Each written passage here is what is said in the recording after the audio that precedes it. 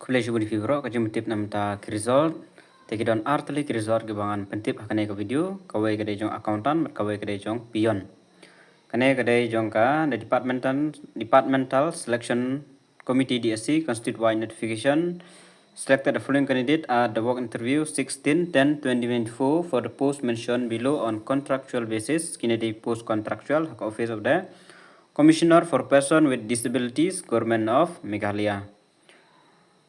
Name Shri Wanlam Michael A. Karbangar, roll number 41, post accountant. Dejonga post accountant.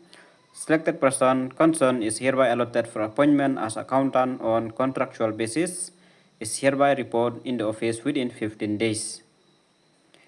Waiting list for a period of 1 year. Shri Shaprang John W. Thaba, roll number 21, post accountant. The waiting list iway ni bayo.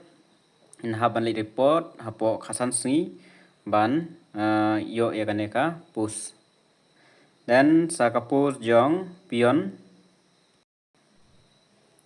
kane par kapos jong peon the result of the personal interview for number of posts of peon in the office of the Directorate of Land Record and Survey Meghalaya Shillong conducted during first phase conduct of RJFR R4 March RJFR to 29 April RJFR, and second phase 18 July 2024 to 31st July 2024 is hereby declared.